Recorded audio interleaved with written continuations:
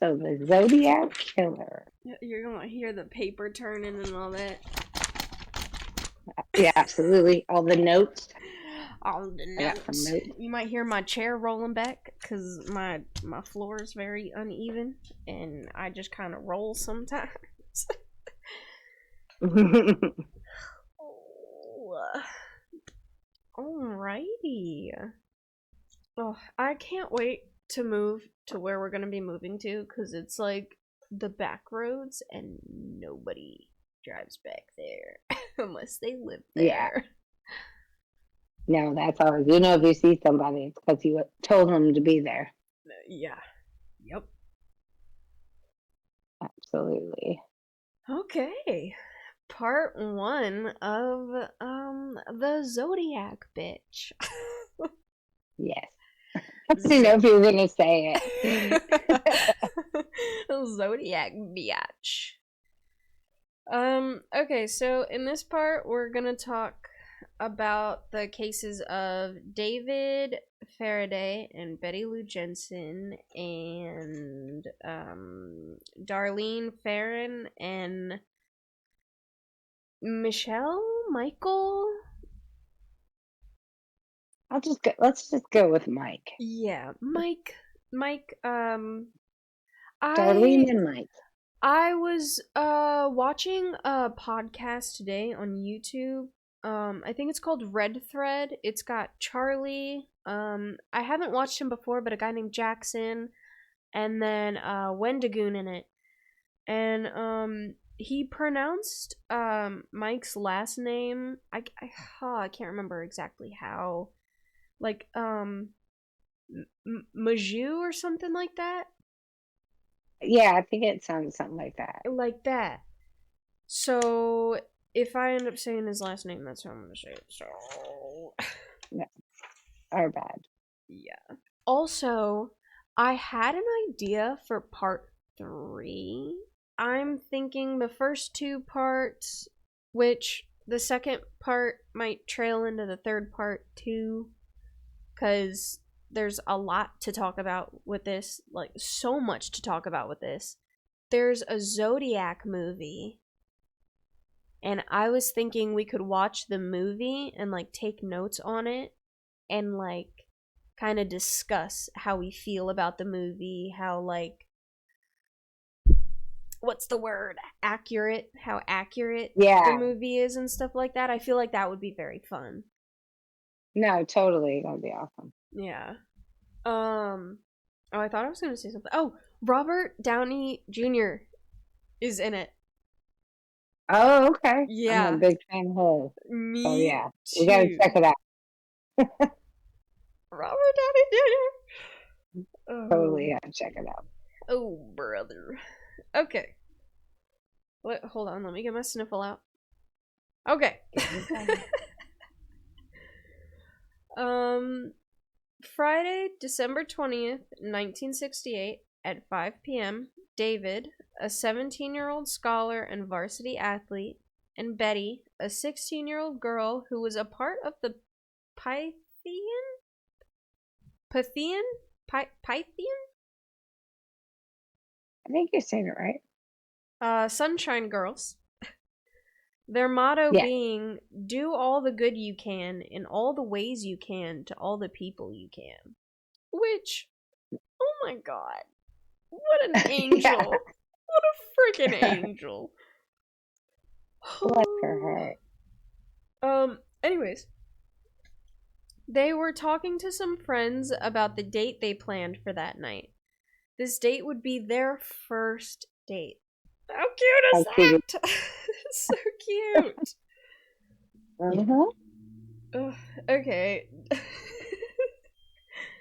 David left his home at 6 p.m. and at 7:10 drove his sister Debbie to a meeting of the Rainbow Girls, which was actually a part of the same I think it's the Python, I think it's like a Python like church, and the Rainbow Yeah. Girls was actually a part of that too. Yeah. So, yeah. Definitely a good place. Yeah. David told Debbie that he and Betty might be going out to Lake Herman Road at the end of the night. And wait, and what? I don't. That's the end of the sentence. I don't know what I'm I think he was saying they were going to go there the end of the night. And I don't remember. I thought Yeah, he like had a after couple the places he date. had to stop. They were. I'm gonna keep reading, because Okay. when I previously wrote these notes, I kind of like sped through it because I was just so excited to start the episode. But I rewrote them and they're a lot more detailed now, and I'm not gonna sit here and be like, oh, I think they went here, because I know they went there now. Yeah. But yeah, David told Debbie that he and Betty might be going out to Lake Herman Road at the end of their date. David returned home, and by 7:20, David started getting ready for their date. David left at 7:30 to go pick up Betty. He arrived at 8. They had planned to go to a Christmas Carol concert being held at Betty's school, Hogan That's High what I was School. thinking of. Yeah. Yeah. Yeah. Their parents had no idea about their plan to go to Lake Herman Road later in the night. And Of course, there was Lover's Lane. yeah, a little Lover's Lane. You don't tell the rents about that part. Oh no, never. And instead of going to the concert, they went to one of Betty's friend's house, Sharon. Sharon said goodbye to the couple at 9 p.m. And at 10:15, did I say a.m. or p.m.? Whatever. PM.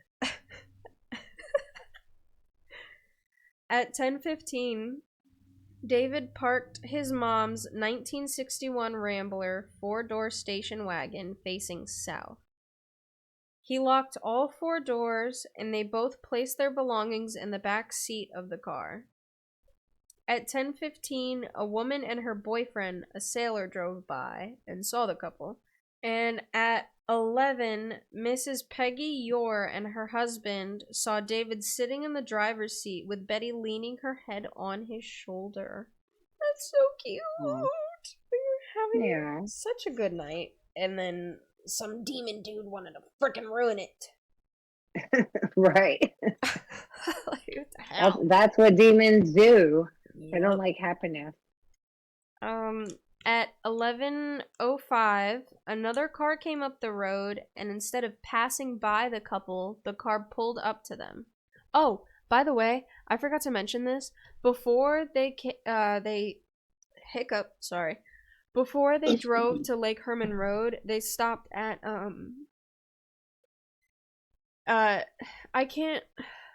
it's Ed's.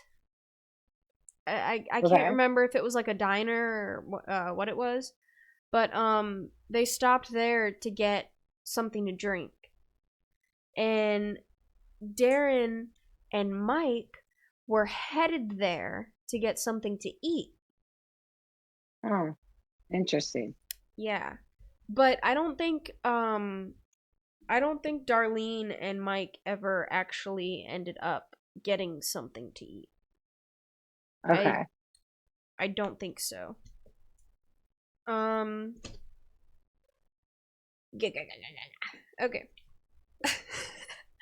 Around 11:05, another car came up the road, and instead of passing by the couple, the car pulled up to them, parking to their right about 10 feet away. The man in the car ended up getting out, and instead of going through Betty's open window, the man walked around the car and aimed a gun at the rear right window. He fired a bullet into the car and a bullet into the rear wheel housing. Both Betty and David started rushing out of the passenger side of the car. Betty had gotten out of the car, but David wasn't able to make it all the way out before the man came up behind him and pressed the gun to his head and shot him behind his left ear. In my notes, it says to his head, "A shot him." Mine does too. It said David was shot in the head. Yep. And then I think he was the one and then they were like, there was gunpowder. Yeah, dust. It was like the gun was literally pressed Obviously. right behind his ear, so it I think it No, melted some of the skin there. or something like that. Mm-hmm. Some gruesome stuff. Some gruesome stuff. Yeah. Betty ran. Yeah. And then she was shot 6 times. I think it actually is 5. Oh, is it 5? Okay. Yeah, because I've heard both. There was a docu-series. Well, it wasn't a series. There's a little docu thing on YouTube, and it said 6, but the pictures and the holes in her dress show 5. Show. Yeah. So, while David was being shot, Betty was running, trying to get away when the man shot her 5 times in the back. As if once wasn't enough. What? What am I can't read my own handwriting. Oh my god. Oh, yeah. Okay, it's in parentheses. Also heard it was 6 shots. I was like, is that a C? What the hell? What's calso? What the hell's calso? Oh. Oh, brother. Okay. Betty was already dead when the officers had arrived. David, however, was still breathing, but would end up succumbing to his injuries in the hospital or in the ambulance. I'm not really sure. In one thing it said he was dead on arrival, but then in another thing it said he died in the hospital. And you wouldn't really be dead on arrival if you died in the hospital, so yeah. Which one is it? Yeah, I've heard both, but whatever. Also Stella Bourget. I am so bad at names. Borges. Yeah. Bourget. Yeah. I'm not sure. I'm not sure. I'm so I'm sorry. bad too. I'm so sorry for butchering that. I definitely did. She was the one who found the couple. And she drove to the police station because she had her daughter and her mother-in-law in the car. Of course, if you see something like that and you have your daughter and your mother-in-law in the car, you're not going to be like, oh, let me get out. Like, the killer could you gotta be careful. Still be there. Yeah, for sure. So, yeah. That is that case. Mm-hmm. That's so sad. It is. Like, Their first date. Yeah, that's really sad. I feel like I was gonna say something else about this case, but now I can't remember. For some reason, my notes are really short on this first one. The 4th of July one. The 4th of July 1969. Yeah. Oh, yeah. I have more notes on that. Darlene. Wait. Yeah. Yeah, Darlene. I have a lot more notes on that as well. Seems like there's more information available. Oh, sorry. Gross. I think the reason why there's more information on that is... Never mind, no spoilers. Y'all probably already know anyways, but no spoilers. We're not going to talk about what transpired from that. Let's get started on Darlene Ferrin and Mageau. He was 19 years old. Darlene was 22. Yeah. Shame on you, girlfriend. Dude, she was 22 and was already divorced. Like, I'm not trying to, like, you do you, boo, but, like, damn. Yeah, that's something's crazy. Not right. And the book I read, so what I'm going to be reading... Hello? Sorry, my cat's messing with shit. What I'm gonna be reading first is notes on the Zodiac book that I've been reading by Robert Graysmith. I think that's his name. He Okay. it'll pop up here somewhere. Who wrote the book? And then we are going to dive into Mike's actual statement, which I don't know why it's so different from the book. Like, it's his actual statement. Why is it different in the book? I don't understand that. Maybe it's because it's a book and they want to give it more lore, I guess, or whatnot. But like, why give it more lore when it's already a murder case? Like, there's no point His in that. statement is public record, so why would you try to make the book different than what's public record? Yeah, it's just really strange. I don't get it. Yeah, and they might be trying to make it more interesting to get attention, but the Yeah. facts are the facts. Either way, it's a good book. What are you doing, bro? Oh my god. This cat is like. What's Squire doing? I don't know. He got crack from the birds this morning or something. I don't know. Those little drug dealers. Dropped off a package. Alrighty. Let's jump into Darlene Ferrin and Mike Mageau. Calm down, dude. Stop. Sorry, I'm so sorry. He's in full crackhead mode right now. Okay. On Friday, July 4th, 1969, Darlene, 22, married to Dean Ferrin. Her and Dean had a 1-year-old daughter together, Darlene Ferrin. Darlene called her friend Mike Mageau, age 19, and made a date to go to the movies in San Francisco at 7:30 that evening. At about 8, Darlene had called Mike saying that she had to accompany her sister to the Miss Firecracker contest. She told him she would call him as soon as she could. Now, here's where things get a little confusing. And the reason why I say that is because the book is different from Mike's statement. So my notes right now are different from what Mike said happened. Interesting. At approximately 11:30, Darlene showed up at Mike's house to pick him up.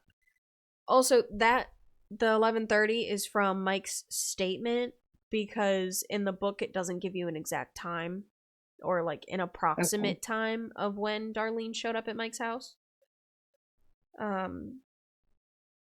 In one source I read, it stated that they were immediately followed after leaving Mike's house, and that source is the book. The strange car was following them closely. Darlene kept making many turns to try and ditch the strange car. Darlene ended up going into the parking lot of Blue Rock Springs Golf Course, another well-known lover's lane. Apparently, she ended up hitting a log which stalled the car. The car chasing them pulled into the lot and turned off his lights. He parked to their left only 8 feet away with the front of his bumper lining up with the back of Darlene's bumper. Mike asked Darlene if she knew the man in the car, and Darlene told him not to worry about it. The car ended up leaving only to come back 5 minutes later. Suddenly, a bright and powerful light was shined in their direction from within the other car. Oh, sorry. I keep getting like weird little hiccups and I don't know why. Okay, fine. I didn't hear anything. The man walked. That seems kind of suspect. Yeah. That's all I just want to say. Yeah. Yeah. Just a little bit. Yeah. The man walked to the passenger side where Mike sat with his window rolled down. Out of nowhere, the man flashed the light into Mike's eyes, temporarily blinding him. The man immediately started firing on the two. Darlene was wounded by 9 rounds, 2 bullets in her right arm and 2 in her left arm. 5 bullets hit her in the right side of her back, piercing her lung and the left ventricle of her heart.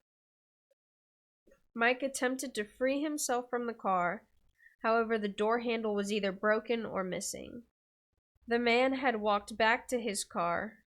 Mike couldn't tell exactly what he was doing, but when the man opened his car door and his interior light turned on, Mike was able to see the man's face. The man... Yep, and that's key. Yup. Yup. The man ended up walking back to the car. Well, I'm gonna flip my page. And fired 2 more bullets into both Darlene and Mike. Now, the reason why the man walked back to the car is because he heard Mike moving around. He heard him, like, yell out in pain, which is why he came back. And fired 2 more bullets into both Darlene and Mike. Mike was shot in the left leg, right arm, and neck. 1 bullet had entered from the right and exited from his left cheek, ripping a hole through his jawbone and tongue. Oh my god. Yeah, that part is horrible. Ow, dude. Like, how did you even give a statement? Because he gave his statement while he was still in the hospital recovering. You didn't even have a chin. Me and Darlene. I can't even try. I can't even try. He probably wrote it down or had to type it. Oh yeah, why didn't I think of that? Don't you usually write down your own statement? Yeah. I don't think he was saying shit right then. Oh shit. He shot his fucking face off. I don't know why I didn't think about that. I mean, it's not funny, but it's like, fuck. I mean, it's funny how like, stupid I am. It's funny how stupid I am, because, like, why? You don't even think about that, though. You're just like, yeah, that's fair. It doesn't matter, I wouldn't think about it either. I'm sitting here trying to figure out how he like, said it. Wait.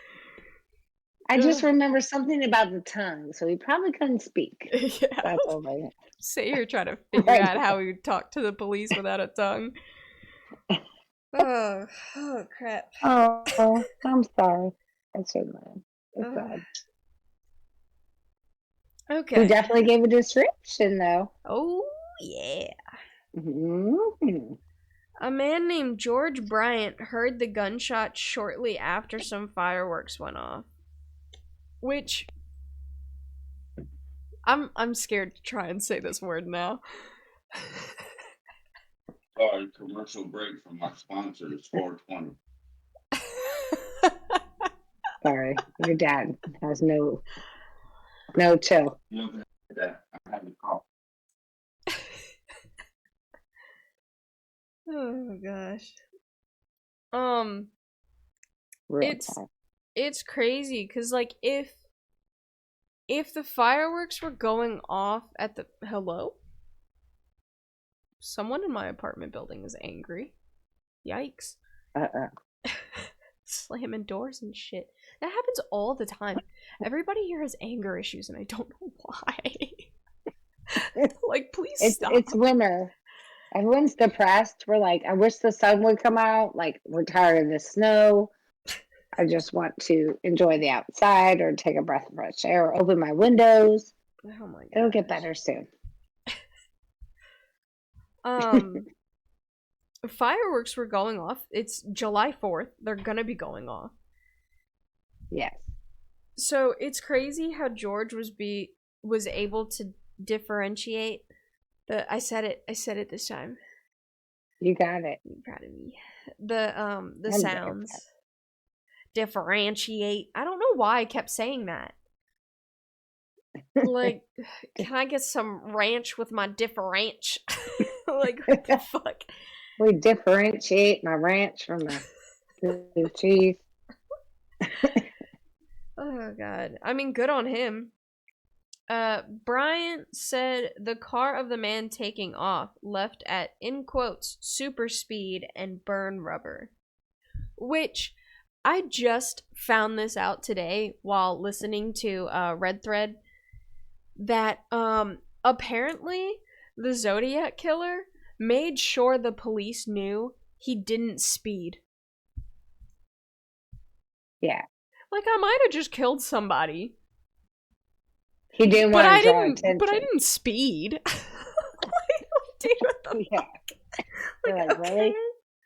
Why? Whatever.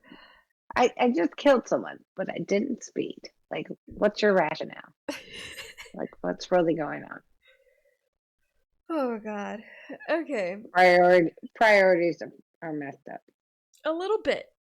Just a little bit though. A little bit. Three teenagers, Deborah, Roger, and Jerry, were looking for one of Roger's friends when they came across the gruesome sight of Mike and Darlene. The three teenagers immediately went to Jerry's house to call the police. Darlene was dead on arrival at 12:38 a.m.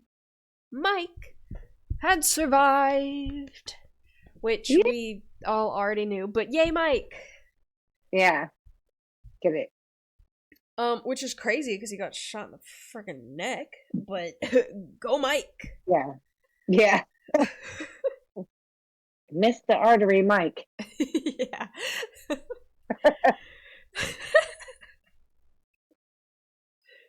Oh god, that's so funny. It shouldn't be, but it is. Yeah. You gotta make light of the situation. Oh yeah, most definitely. At 12:40, a man placed a call through a payphone only 2 blocks away from the Vallejo headquarters. I think it's Vallejo. Vallejo? Yeah, Vallejo Police Department. That sounds a lot better than how I was saying it anyways. Vallejo. It's a lot. It's a California thing. Yeah. Hey. Oh, what is wrong with that? me? Was in Northern Virginia. That wasn't in California. Sorry. Childhood memories. Okay. He stated, this is all in quotes, exactly what he said, word for word. I want to report a double murder. Oh god, what the hell just happened to me? I want to report a double murder. If you will go 1 mile east on Columbus Parkway to the public park, you will find kids in a brown car. They were shot with a 9mm Luger. I also killed those kids last year. Goodbye. The dispatcher said he lowered his voice when saying goodbye. To, like, try and be menacing. And like somebody's afraid of him. If I answered that call, I would have got chills. I would have been like, oh, okay, bye. Like, excuse me. Yeah, I can imagine. Either that or I would have started flirting just to keep him on the phone. Like, it's you just clearly, the coldness, you clearly got no love. I'd have been like, ooh, you got sexy ass voice. What's your name? Yeah. Let me find your location. Like, I'm tracking your phone. I promise I won't tell nobody. Oh, God. He took a break after that, though. He took a 7-month break between the attacks on Lake Herman and the Blue Rock Springs. Yeah. It was like a cooling off period for the Zodiac. And then from this case, Darlene and Mike's case, the next case was literally a month later. Was that the one August 1st? Or was that a different? Yeah. Yeah, it was like a month later. June, July. It was less than a month because it was August 1st. So, because it was 4th of July when the last one happened, and now the next one happens August 1st. He's moving fast. Yeah. Yep. I haven't gotten too far in my research, so I can't remember the exact date of his last known victim. So I don't know how. Oh, that might be. I think his last one was September 27th in 1969. Does he only? He didn't. Was he? Okay. Did he do it for a short period? I think it was. Well, no. His last victim was October 11th when he shot the guy in the cab driver. Yeah, yeah. Yeah, that was Yep. October 11th, downtown San Francisco. He held a cab. Paul Stein. We're jumping ahead. Yeah, a little too much. Little spoilers. Just keep you interested. Maybe a More to little. come. I think the Zodiac killer is definitely a well-known killer. Oh yeah. So the details A lot of in people our already know most of these cases, but you know, it's always fun listening to other people dive deep into it. hmm we have our own perspectives and outlooks of the Yep. different situations. So that's what makes it interesting. Oh yeah. Why did I say it like that? Oh yeah. Like I was Why not say it like that? freaking Hulk Hogan. Get the fuck out of here. I grew up with Hulk Hogan. Yeah, I know. Oh god. Oh my god. Okay, I'm sorry. I know I need to get back to this, but Hulk Hogan recently, me and my husband, we watch Raw. We used to watch SmackDown too, but we have to pay to watch it now, and we're not doing that bullshit. So we watch like Raw and the pay-per-views on Netflix. And Hulk Hogan came out in one of the pay-per-views, and everybody booed the fuck out of this dude. They hate him. That's so sad. They freaking hate him. And he was the original. Yeah, he was just sitting there, walking out. Okay, well, he wasn't sitting there because he was walking, but you know what I mean? Yeah. He was just doing his thing, waving at people, and everybody was like, "Bow! Bow!" I was like, Jesus, do you know how old this dude is? Like, I understand he might be a little racist, but like, reel it back, baby, reel it back. This dude's gonna die in like 5 years anyways. Calm down. He was a big part of it when it started. Yeah, like, be nice a little bit. Yeah. Just a little bit. I don't agree with his views on the world either, but like, he's gonna die soon. Well, if they don't, then go ahead, take him out. Like, just he shouldn't have came out anyways if he has negative views. You know what I mean? Like, yeah, I don't know why. stay your ass at home. I don't know why they thought it would be a good idea. Yeah. Like, they know how much people don't like him. That poor man. They just wanted to provoke someone. Okay, sorry, we got so off topic. Anyways, back to Mike's statement. Mike stated that when she came to pick him up, they were both hungry as they had not had any supper and were going to get something to eat at Ed's. I think it was Ed's Diner. It's Ed's something. I can't. But whatever. Bar and grill, like, who knows? Yeah. Same shit. They would get some food. Yeah. Oh, I don't know if I stated this either. I keep jumping everywhere. Oh my god.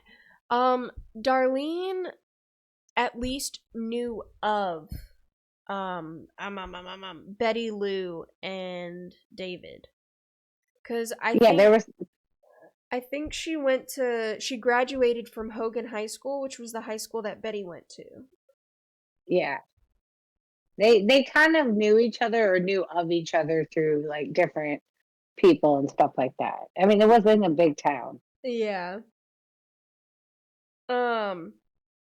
I think Mike also lived pretty close to where Betty lived.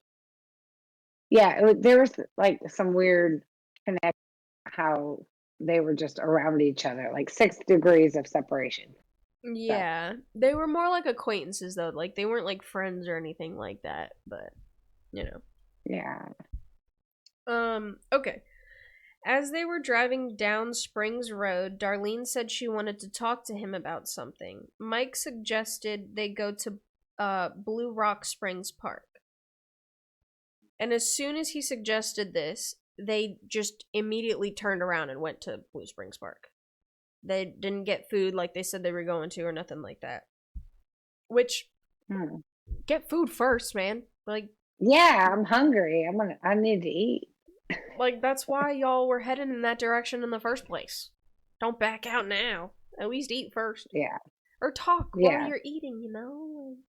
Yeah, just have some grub and depending on how serious the conversation would have been. Yeah. It might have been I've lost my appetite conversation. Yeah. Darlene turned the lights and motor off and had the radio playing. So, in his statement, she didn't stall out. Yeah. And her car wouldn't have been in neutral, so I don't know where that came from. Because I didn't get that from the book either. I think I got it from that, like, docuseries or whatnot. Yeah, I heard that too. It was like they're like, for some reason the car stalled out, but they didn't give a reason about how it did. But then they said it was kind of like on a log. And I was like, well. Yeah, and then they like said her car was like someone chasing them? neutral. Well, like, why would Yeah, that's weird. And if you know somebody's chasing you, because in the book it says, it said Mike said, "Hey, somebody's following us." If you know somebody's chasing you, why would you go into a secluded parking lot? Yeah, or why would you put it in neutral? Like, I'm putting it in drive and I'm getting the hell out of here. Yeah, I would not stop at all. Or if I did stop, I would drive to the nearest police station and stop there. I wouldn't go to a secluded parking lot. Nope. It's just weird. I'm going to go to the most lit, like, up parking lot I can find. Yeah. Or not go into a parking lot at all. Like, yeah, if there's nobody there, I'm like, where's Walmart? Like, where's the most people going to be at? That's where I'm going to go. I feel like I missed something. Oh. 3 cars pulled into the parking lot where they were. They were apparently young kids, and they heard some laughing and carrying on. And a few firecrackers were set off. Then the 3 cars left, shortly after the strange car pulled into the lot. Okay, so it was a bunch of teenagers. Why didn't you leave when they left? Like, why they fired off firecrackers? Especially if somebody's following you. Like, yeah, if you feel like that car that's unnerving is the only one still there, I'm getting the hell out of here. Yeah. I have quite a few theories of my own related towards this case, and I've never heard these theories from anybody else so far. One of my theories is that Darlene definitely knew who it was. Yeah. And okay, this theory everybody's heard. But hold on to your tits, ladies and gents. Darlene set Mike up. I was thinking, that was one of mine as well. Which she knew there's a connection. Which is why if they knew they were being followed, which is why she parked in that parking lot. I don't think Darlene expected herself to become a victim. I think you're right. But I think, rest in peace, Darlene, still sad. And this could not be true at all. I don't know. This is just a theory. I'm not saying anything. They were young. But I think that's a possible theory, that Darlene set him up. I think you're right. I mean, she had a whole husband, so. Yeah. And Mike was younger than her, and he was maybe thinking he heard something about Darlene also dating a cop. Well, that would make even more sense. And if that was true, Mike and Mike's twin brother had supposedly, I'm not sure, this was in the book, and obviously the book Allegedly. is going off script, so I have no idea. But supposedly Mike and his twin brother had told Darlene that they were wanted criminals in another state and that they'd changed their names and stuff like that. And they were like wanted for murder or something. So if she had a cop boyfriend, and let's say that cop was the Zodiac killer. Yeah. And she ratted Mike out to her cop boyfriend. The cop boyfriend was probably like, "Oh, we'll take him here and then I'll cuff him, you know?" Yeah. That's why he shined the light in his eyes. Yep. Her not expecting her boyfriend to be the Zodiac killer and killing them both. That is my lovely theory. No, that is a lovely theory. Yeah. It's definitely possible. Yep.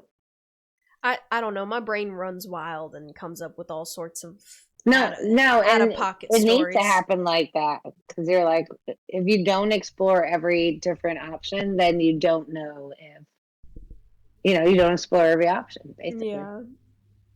You got to look at it at different perspectives, or you're not going to figure it out. Let's get a little bit deeper into Darlene's quote-unquote relationship with her killer. Okay. Someone's smoke alarm's going off. I hear it. I was like, what is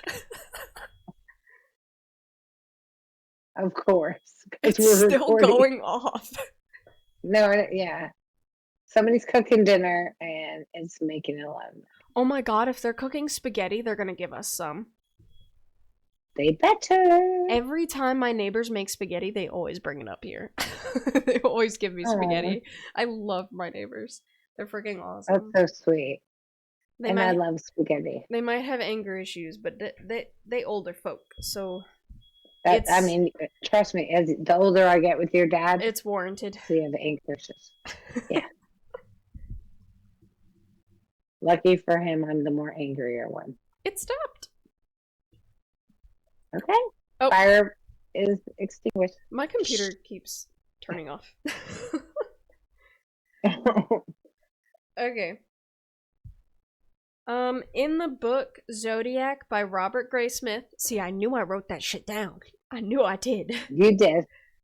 He talks about the interviews with Darlene's friends and family and how Darlene had this strange man stalking her. So, yeah. Robert's book, the Zodiac, there is no the in it. Zodiac leans very heavily towards the fact that she absolutely knew the killer. It leans very heavily into it. I can see that perspective. Like, I can see that. Yeah. But they weren't the only ones, and it happened before them. And the Lover's Lane, and they were at Lover's Lane. It's kind of like, I can see how they can see some comparisons, but I don't know. Well, I'm pretty sure this was in the book, but I heard something about how Darlene's supposed cop boyfriend would get extremely jealous and angry. And I think she said something about how, like, oh, if he sees me with you, he might kill you, or something like that. I read it somewhere. I don't know how factual that is, because it's probably not. But you never know. But yeah. Her Darlene's babysitter would see a man sitting outside of Darlene's house. Just sitting outside of her house. Just waiting there for hours on end.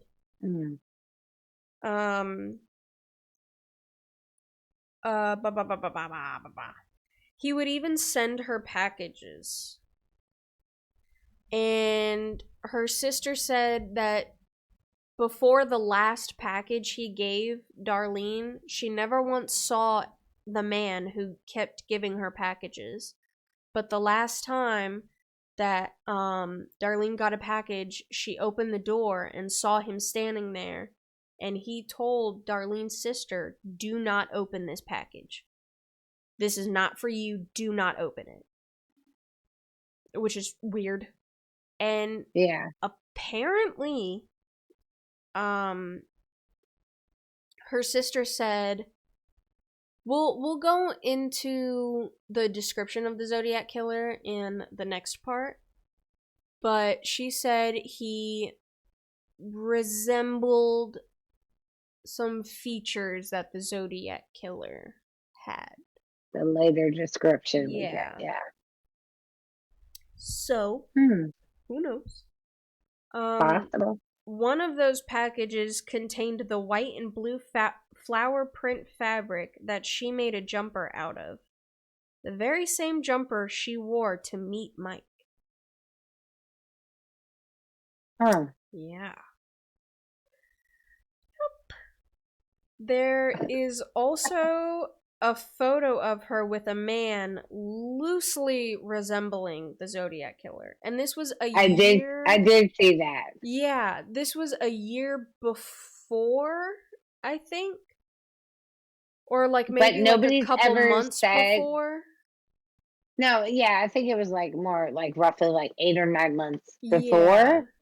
But I'm sure someone knows what his name is, right? Like he's not just a random guy that no one knows. But that I did see that picture, and he did look like the guy that was described. Someone has to know. Like, how would you not know? Why would... Yeah. Who was the one who took the photo? Who took the photo? You have to know who she took a photo with, because they're taking a photo together. Like, what do you mean you don't know? And if they're taking a photo together, they're either friends or like they're at a party or they're going to prom or like... It almost kind of looked like they were brother and sister the way they were standing next to each other, because it looked so awkward. Yeah, it was very stiff. It was very stiff, for sure. It was just weird. I also heard somewhere about Mike stating he might have heard Darlene call the shooter Richard. Okay. Again, she knew him. There's an echo. Oh no. Is it fixed? Hold on. Oh, I just heard it. Yeah, I think it's on the phone. Okay. Is it better? Yeah. What? I don't know what the hell just happened. That was so weird.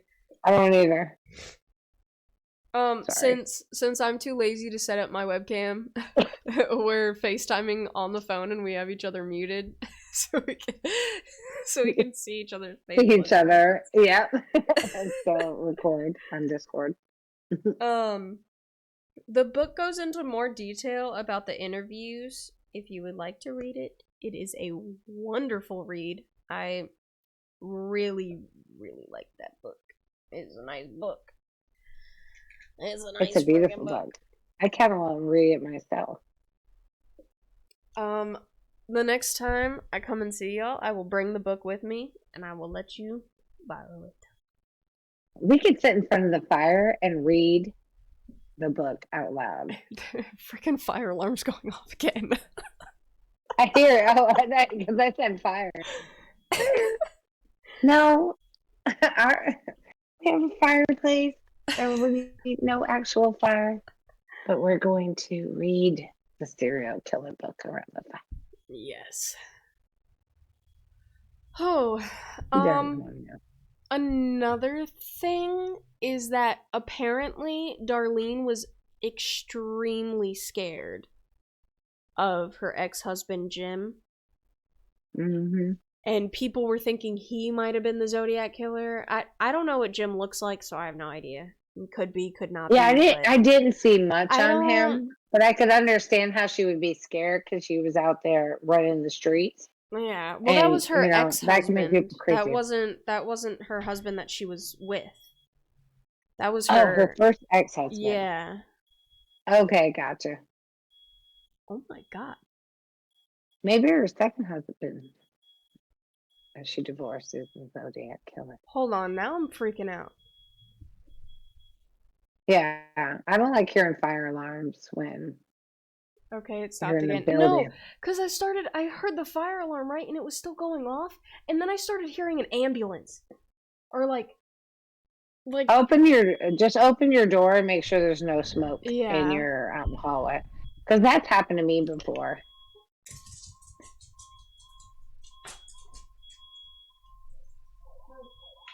And I couldn't even hear people. I could hear the hallway ones going on.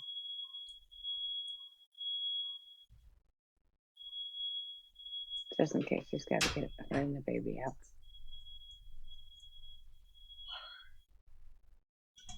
Okay, we're all good. And the wee Okay, no smoke. The wee woo the wee wo wee woo the wee woo went past. My heart, dude. I went through a house fire before, so I'm like, my anxiety is like, No, mine is too. Like, I had a garden apartment where all the doors are in the hallways, and then yeah. we didn't even realize, and the fire alarm was going off, and they were like, And we're upstairs, and there's only one stairwell, and if one of the bottom apartments catches fire, I don't even. We were on the bottom. Yeah. We were on the bottom, and we could get out, but it was like we didn't even realize it was happening until the whole hallway was filled with smoke. Yeah. Oh, I'm shaking so bad now. Oh god, I need to go back on anxiety meds. Same. What was I saying? Oh, Darlene's ex-husband. That's right. She was, yeah. like, terrified of him or something. Oh my god, I'm still like panicking. Like I can't stop shaking. Jesus Christ. Whew. Panic, it's okay. Yeah, take a deep breath. Trauma. Oh, and now that I have a 1-year-old, it like freaks me out so much more. Cause like I feel like if I was by myself, I'd be able to get myself. I would jump out of my fucking window, but I can't do that with a 1-year-old. Yeah, when you become a parent, you're like, it's not everyone else is my responsibility. Yeah, and then I got a cat and a dog not just up me here, getting out. And I can't just let my dog run out because if I let her run out, she's not coming back. My cat's stupid as hell. The first thing he'd do is run into the road. Actually, no. Bella would follow him. Bella chases cars. Stupid dog. I love you. I promise. They be friends together. They be on a mission together. They're so dumb. That's animals for you. But, yeah. Those are the 2 cases for the first episode. Absolutely. 100 Acre Wood. Yep. Part 2, we will be going into the other 2 cases, and then we will also dive into the Zodiac's description and who he might be. And depending how long the episode ends up being, we might just discuss the movie briefly. Because I don't want to make a part 3 if it's not needed, you know. Yeah. And I tend to speed through things quite often. As we both do. Yeah. I do the same thing. So yeah. We can make it quick. Yes. Ooh. Okay.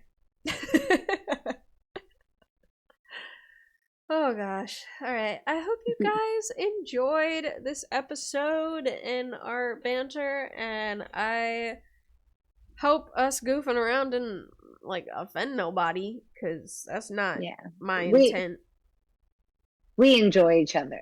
She's my bonus daughter, and I've known her whole life, and we love to talk about stuff and get down to the nitty gritty. I'm your favorite bonus daughter. Absolutely, you're my only. Exactly. Loophole. Of course. You were a bonus daughter before you became my bonus daughter. Legally. Yeah, true. Yeah. It was unsaid, but now it's legal. Yeah. Now it's on paper. I'm her mom. Yep. Paper. Oh, shit. Alrighty. Well, I guess I better get started on it. Editing this fucker. If not, we'll record it again. Oh until my we get God. it right. Yeah. This isn't the first time we recorded this. The last time We've never talked on microphones before. Yeah, the last time I kept constantly, I'm pretty sure I did it like quite a few times in this one, but it was nowhere near as bad as the last one. Like every 2 seconds I went, and I was like, bitch, just shut up. Like I was hearing myself while I was editing it, and I was editing out all of the ums to the point where I didn't even have to hear it before I knew it was that. You already knew it was coming. Yeah. I was like, dude. You're like, I was like, I want to shoot myself. Like, what the fuck? I was like, God, shut up. Oh, that's the best. I look at videos and stuff from back in the day when I was younger, and I was like, oh my God, I am so embarrassed. But nobody knows how to do this stuff. We just figure it out as we go. Yeah. And we make it perfect.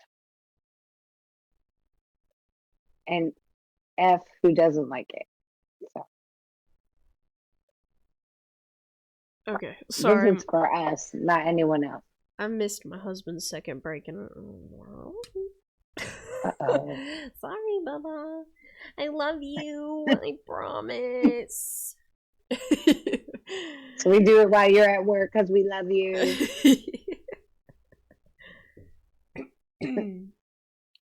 Oh, I'm surprised my daughter slept this long, to be honest. Thought she'd wake up screaming or That's something. a blessing. Oh, yeah. She will at 4 a.m. Yeah. Oh. Yeah, you might want to get her up. Crap. Yeah. Yeah, I'm It's so nice. definitely gonna wake her up. Yeah.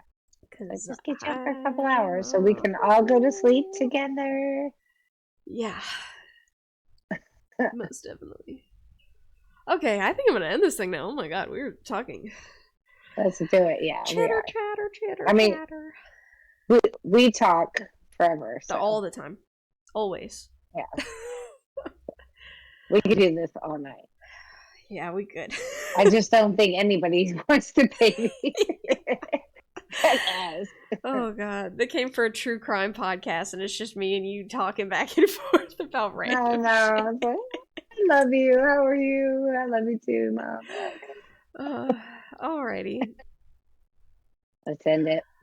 Bye bye. Deuces.